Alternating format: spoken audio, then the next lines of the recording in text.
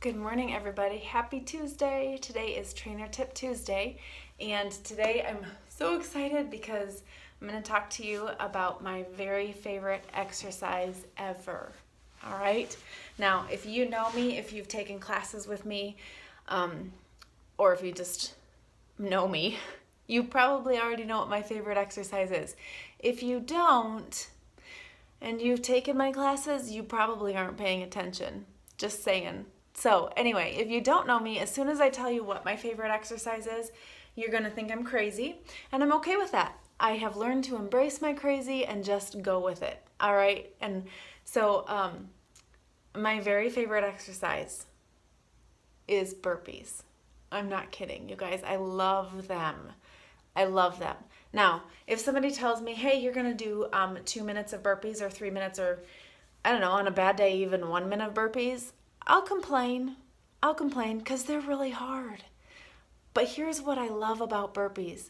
You get a full body workout in one move. You guys, it's a compound move. You work your legs, you get great core workout if you're engaging your core properly, and you get an upper body workout all in one.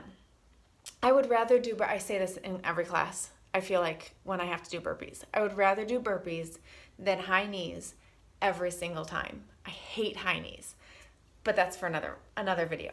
Today we're talking about burpees. So what I want to do is I'm going to show you a full burpee, and then I'm going to break it down to the simplest, easiest modification, and then progress it through until we're back to our full burpee. And we'll talk about some common faults, some easy injury possibilities, and how to make sure your form is correct so you don't injure yourself. Because while burpees are my very favorite exercise and they are an amazing full body workout, because it's such a compound move and there are so many different pieces to it, it is pretty it's pretty easy to hurt yourself if you're not careful. So I want to make sure I talk you through those form cues, okay? So let's do this. A full burpee always includes a push-up. Oftentimes, most of the time actually, I find in a workout or in a program, whether it's a class I'm putting together or one of my workouts that I do at home, oftentimes the burpee does not include the push-up because maybe we're doing a lot of push-ups in another part of the workout or whatever, and you don't want to burn out your chest or hurt your neck or whatever. Anyways, but a full burpee does include a push-up. So that's what I'm going to show you today.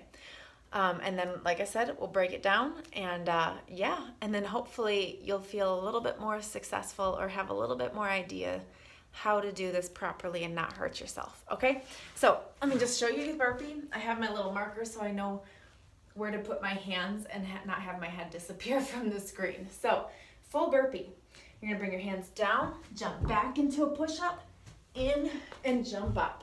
Okay, let me break that down for you. If you've never done a burpee before, you maybe just watched that and went, she's crazy. And I would encourage you, don't just turn this off. Watch through it. Try it, okay? Try it with the modifications. So, first step to a burpee is getting down to the ground, right? So we need to bend our knees, stick our hips back, and reach to the floor. This is the first problem that I see people have with burpees. Sometimes people try to stand with their feet really close together, and maybe you're not flexible enough to actually do that, or they have bad knees. So right at the get-go, they'll say, Kristen, that hurts my knees. Here's my modification for you. Get your legs wide. Sit back.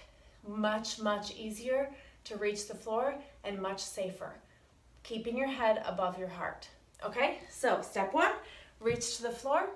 Step 2, modification. This is your easiest modification, is step back to a plank. Now, there's something I did that I didn't tell you and I can't really show you because you can't really see it. But before you step your feet or jump your feet back to a plank, you have to engage your core. So, let me go here again.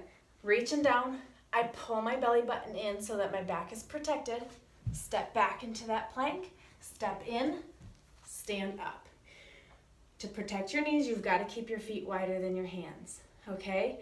That's your easiest modification. Down, step, step, step, step, stand. Modification number 2.